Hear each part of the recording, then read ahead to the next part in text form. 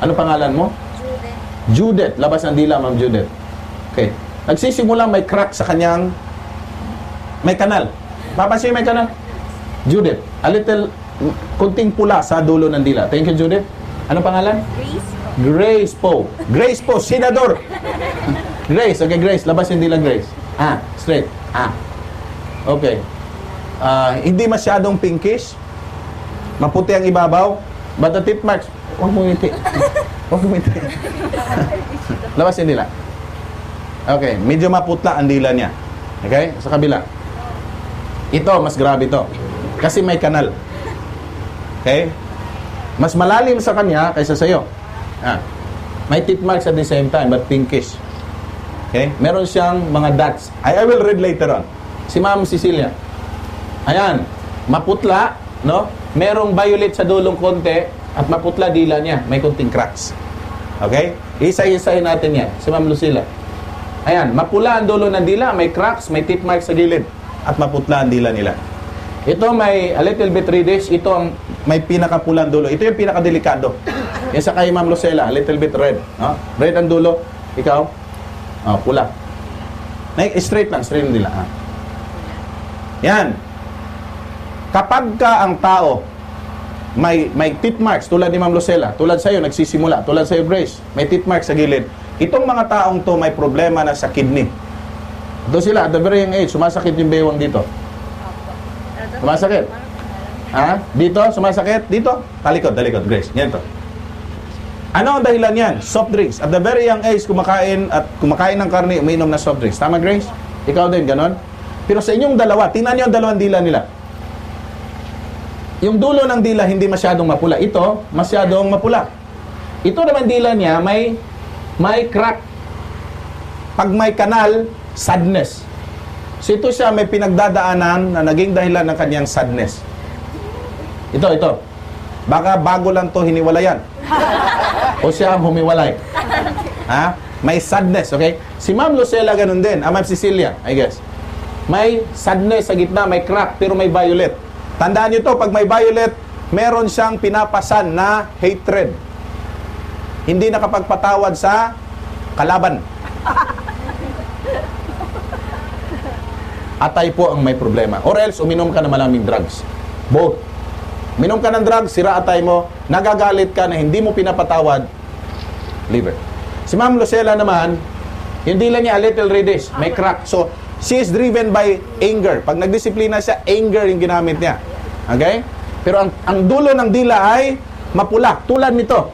Anong ibig sabihin niyang ng dulo ng dila ay pula? Ito yung pinakagrabe. Listen to me, Ma'am Lucila at Judith, But honestly, kapag pulang dulo ng dila, may heart condition sila. Ma'am Lucila, you have a little. Hindi naman masyado. Ikaw, meron kang heart condition right now. Kasi po yung nagkukulang ng hangin. See? Kulang daw siya ng hangin sa puso. Walang x-ray, walang ultrasound na ginamit, pero nakikita natin. Gusto niyo malaman to? Paano gagawin? Gusto niyo bang gumaling? Grace, gusto mong gumaling? Pangalan? Fatima, gusto mong gumaling? Kasi kahit napakabata niyo pa, meron kayong mga problema. Especially ikaw, mahilig ka sa manok. Tama, mali? Paano ko nalalaman na mahilig sa manok? Tingnan niyo ang dila nito, maraming red spots. Labas. Maraming red spots. Mahilig sa manok, mahilig din sa soft drinks. Kaya tulad mo, may problema sa kidney. Napakabata pa nito. Pag pinabayaan natin to, they will collapse. They will suffer lupus of the kidney or kidney stones. Masakit ba yun, di ba? This is very easy. Gusto niyo malaman kung paano gamutin ang mga sakit na to? Okay, take your seats. I will tell you how. Grabe naman kayo. Wala silang kasalanan. Marami akong mga kaibigang medical doctors. Don't get me wrong. I have a lot of friends with them. Kaso nga lang, they have an organization. Yung nagpupundo sa kanila yung gumagawa ng drugs. Ay wala silang kasalanan. They're simply victims like us. Nakikinig din, nagtuturo sa kanila sa paralan. Estudyante pa lang sila, pinupunduhan na sila. Kaya nga, pag may dengue hanggang ngayon, wala pang gamot, sinasabi nila. Walang gamot sa dengue. Ang katotohanan, meron. Napaka-easy ng dengue. Buko juice lang ipainom nyo dyan. Lagyan ng fulvic mineral at magnesium. Ilang drops ng fulvic mineral? 200 drops. Ilang drops ng magnesium? 100 drops. Painom nyo sa dengue fever case. Gagaling yan. Pero bakit sinasabing walang gamot? Kasi, lahat ng mga natural na bagay, kalaban nila. They do not like it. Because they are the disciples of the creator of drugs. The creator of drugs wanted them to teach only chemicals. And the intention is not to heal you. What is the intention? What is the intention? Tulad kay Sir Pipito. The intention is not to heal your disease. It is you to become patient for life. Anong intention ng creator of drugs? To heal or to become patient for life? Tingnan niyo ang mga diabetic, gumagaling ba? Ang mga hypertensive, gumagaling ba? Ang mga may arthritis, gumagaling ba? Ang mga may asthma, gumagaling ba? Hindi. Why? Ask me why? Because the intention is not to heal, but for you to become patient for life. Kaya ang purpose, pag kayo po ay pumunta, sasabihin sa iyo, Mister, mataas yung sugar level mo. Yung nanay mo ba may diabetes na rin? Yes, Doc. Yung tatay mo? Meron din. Nasa lahi niyo na to. Hindi na matatanggal yan. Hereditary. Kaya i-maintain mo to. Ano daw ang i-maintain? Tinanong mo ba, sir? Ano i-maintain, Doc? Yung diabetes mo. Ano daw i-maintain, sir? Yung diabetes mo. Hanggang kailan i-maintain? Di ba? Di ba, Sir Pet? Ganun ang sabi sa'yo? Tinanong mo ba yung doktor mo, sinabihan mo, Dok, di nyo ba pinag-aralan to? Paano to putulin? Tama? Doc Alternativo King. Anong dala ng Doc Alternativo? We believe on the creator of the body. We do not believe on the creator of drugs. We believe on the creator of the body. Ask me why? Because we are the creation of God. And He is the only one who knows what is inside. And He prepared everything before He created us. Therefore, we have to believe on Him rather than the creator of drugs. Tama? Bakit nakakasama ang mantika ng niyog pero nakakabuti ang niyog? Kasi ang mantika ng niyog ay process. Ang niyog na pure, kumpleto. Naintindihan niyo po ba bakit ang powdered milk nakakasira pero ang breast milk ay okay? Because ang powdered milk ay processed. From liquid naging powder. Ang breast milk ay liquid. Walang chemical. Naintindihan niyo po ba bakit nagkasakit tayo? We eat too much processed drinks and foods and we stop taking natural foods. Huminto ka sa niyog, nagprito ka na. Kaya sira ang mata mo. Anong dahilan ng pagkasira ng mga mata natin? Mantika. Di ba, sir, mahilig sa prito? Di ba, ma'am, mahilig sa prito? Di ba, Sir Pipito, mahilig sa prito? Sino pa senyorito ang may problema sa mata? Hindi po dahil sa katandaan yan. Dahil po sa prito yan. Nakawa niyo? Nakawa niyo? Bakit tayo constipated? Dahil po sa rice, wala pong fiber ang rice. Para pagkain ni Fatima, tinapay. Tama, Pat? Makain ka ng tinapay? Everyday po ba? Hindi naman. Lahat ng mga taong kumakain ng tinapay nagkakasakit ng ganyan. Anong pinalit ko sa tinapay? Saging na saba. Payag po ba kayo? Payag po ba kayo? Payag po ba kayo yung tinapay papalitan ko ng saging? Saan ang mas masarap? Tinapay o saging? Saging. Kung meron. Dok Ed, hindi na talaga ako kumakain ng tinapay mula na nadok alternatibo ako. Ang tanong ko sa kanya, Ma'am, may sakit pa po ba kayo? May sakit pa po, Dok. Hindi na po ba kayo kumain ng tinapay? Kumain pa rin. Bakit ka kumain? Sabi mo, di ka na bumili. Inilibre ako, Dok eh. Ano yon? Pattern ng dila. Tulad ninyo, napakabata niyo pa, but pattern of tongue. Nakasanayan. Habit. Pattern. Habit. Paano matatanggalin yung habit? Halimbawa, nasanay kayo sa tinapay everyday, nasanay sa soft drinks everyday. Ano ang gagamitin natin? Papalitan natin everyday sa loob ng 7 days para mag-create ng bagong habit. Paano mag-create ng bagong habit? Repeat it again and again for 7 times. Paano magbagong habit? Repeat it by 7 times. Napapansin mo, Sir Pipito? Nung una, mahilig ka sa rice sa morning. Pinainom kita ng tubig na merong fulvic minerals. Ilang beses? Sabi ko, 1 litro sa loob ng 7 araw. Bakit 7 araw? I discovered, ang 7 days, pag ulit-ulitin mo 7 days, ang dila mo nagkakaroon ng bagong lasa. Alam niyo yon? Di ba dati naghanap ka ng rice sa morning? Ngayon hindi na. Dati naghanap ka pa ng tinapay? Ngayon saging na. Napapansin niyo yun? Gusto niyo ba yun? Gusto niyo ba yun? Saan ang mas epektibo? Tinapay o saging? Saging. Saging. Sino ang marunong gumawa ng tinapay? Bakery. Sino marunong gumawa ng saging? Taas ng kamay. Wala. Walang makakagawa. Saan ang mas effective? Tinapay o saging? Saging.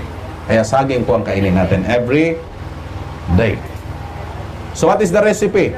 Every morning, tumawa po kayo. Then kakain ng saging. Iinom ng buko. Lagyan ng fulvic. Lumunok ng sili. Nandun sa formula yon. Linisin ang colon. Kasi pag hindi ka nakakadumi, ang lason mo papasok sa utak mo. Ang tawag sa sakit na yan ay ototoxemia. Ototoxemia ang lason ng dumi pumasok sa utak. Sa Tagalog, ang tawag niyan ay taytak. Ano yung taytak? Tais sa utak. Paano mo malalaman na ikaw ay may tais sa utak? Paano? Kapag umaga pa lang, galit ka na. Yan, nagpi-PI ka na, morning pa lang. Alam mo yung PI? Galit na, morning, put! Ganon? PI yan, PI, okay? Kapag morning pa lang, galit ka na. Ang lason ay pumasok sa utak. Paano nangyayari yon? Hindi ka nakakadumi ng 3 times a day. Kaya mabigat ulo mo, pumasok kasi ang lason sa utak mo. Yan ang experience mo ni Sir Pipito before. Napapansin niyo, sir? Madaling araw, sakit, nalikang gumising, ang utak mo morning parang aburido na. Alam mo bakit? Hindi ka nakakadumi ng 3 times a day. Sino sa inyo nakaka-experience ng hindi 3 times a day na pagdudumi? Sino? Hindi nakaka-experience ng 3 times a day. Ayo, mga kids. Ilang beses kayo nagdudumi? Be honest. Once. See? Hindi kayo 3 times a day. Bakit hindi tumaas yung kamay niyo? Taas ang kamay. Taas ang kamay. Be honest. Okay? Sino hindi nakakadumi ng 3 times a day? Please. Taas ang kamay. Huwag po kayong mahiya. Okay. Remember this. Kapag hindi kayo nakakadumi ng 3 times a day, tatamaan utak, puso, matres. May mayuma, dysmenorrhea, matres, tinamaan. Why? Hindi nakakadumi ng 3 times a day. Sabi ni Ma'am Lucille, 3 times a day pala? Yes! Akala namin dukid once a day. Lahat ng tao na nag-once a day, nagdudumi from the very beginning, nagkakasakit na. That's why look at the young people. Sa edad nila, mga 15 pa siguro to si 15 ka pa lang, Judith? Ikaw pati, ma'am? 15 din? 19? 18? 18? Napakabata pa nila. Kayo, Ma'am Rosita, ilang taon na po kayo? 74. 74. 53. 53. Sir Pipito? 73. Si Sir Rodini? 50? 58. Si Sir, ano pangalan niyo, Sir? Abilino. Ilang taon, Sir? 50. Everyday, dati yung iniisip mo, once a day lang ang dumi, everyday. Tama? Ngayon, nagkakasakit kayo. These very young people, the same ay experience nila. Sa mga may sakit, the same ay experience nila. What will happen kung kayo po ay patuloy na magdudumi ng once a day, everyday? Magkakasakit kayo. Kayo mga young people, this is your chance. Look at them. They develop disease because they did not know that the normal bowel is 3 times a day. What is this? Wrong belief. Maling paniniwala. So baguhin natin yung ating paniniwala. Paano daw magdudumi? This is a very good question. Paano tatayin ng 3 times a day? Sundin nyo ang formula. Tubig, saging, lunok ng activated charcoal, then sili. Nakuha nyo mga young people? Doon ka ng sili. Yung sili maliliit, labuyo, lunukin po yon. Pero dapat may activated charcoal.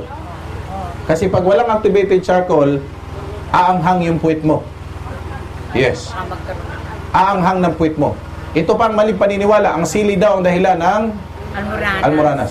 Sino may almoranas dito? Taas ang kamay. Ako inopera na doon. Ikaw na operahan, hindi ka mahilig sa sili, tama? Hindi. Bakit ka nagka-almoranas kung hindi ka naman mahilig sa sili? Anong sabi sa inyo? Ang iba sabi sa kanila dahil sa panganganak. Hindi totoo yan. Bakit may mga lalaking Hindi na. nagka-almoranas, di naman nanganak? Malinaw ba sa inyo? Opo. Maraming mga pagkakamali. That's why you have to correct. Take sili every day. Magsisimula ng 2 sili and 3 times a day. May formula naman tayo dyan, di ba? Saan yung papel natin, Doc Joey? Kaya kailangan natin ipakita sa kanila at na kanila mabasa. Point by point, alamin natin kung paano po nagiging mahalaga ang formulang ito para sa kagalingan ng katawan. Sino sa inyo rito ang hindi pa nakasubok ng 7 days formulation ng Doc Alternativo? Pakitaas ang kamay para mabibigyan ko po. Thank you very much. Majority po sa inyo. Ito po ang dapat ninyong malaman. Pangalan ninyo kasi mamaya ito yung gagamitin natin. And then tapos, basahin nyo maigi ang formula. Yung tinatawag nating tubig na may fulvic minerals, may honey. Ito po yun. Ito yung tubig na to. Kapag nainom nyo to, hindi kayo nagugutom. Yes. Pangalawa, lumunok kayo ng sili. And then, lunok kayo ng activated charcoal. Huwag kayong kakain ng rice. Alam nyo bakit? Because rice, ang puti na rice, ang dahilan ng diabetes. Ang rice na puti ang dahilan ng panghihina ng utak. Ang rice ang dahilan bakit lumambot ang buto. Ang rice na puti ang dahilan bakit acidic po tayo. Ang rice po ang dahilan bakit po bumabar ang pagdumi natin. Ang rice po ang dahilan bakit tayo nagkakaroon ng uban sa buhok. Nagkakaroon po ng kidney trouble. Doked, bakit yun po ang tinuro sa school namin? Bakit yun po ang practice namin? Bakit po yan po ang aming nakagisnan? Listen to me carefully. Tingnan ninyo ang food pyramid. Kung napapansin nyo ang food pyramid, walang tubig. May tubig ba sa food pyramid? Wala. Tinuruan po tayo ng mali. Unlike ng ating mga ninuno, ang kanilang rice ay ang binabayong rice. Anong tawag doon? Unpolished rice. Tingnan nyo sila. Kahit matanda na walang Alzheimer, kahit matanda na walang Parkinson's disease, kahit matanda na wala silang pagka-ulyanin, ang haba ng buhay nila. Bakit? Kasi ang rice nila ay balanse. Merong darak, merong mata. Ang white rice, walang darak, walang mata. Kapag kumakain kayo ng white rice every day, you will suffer more disease. Kailangan nyo ng tamang rice. Ano ang tamang rice?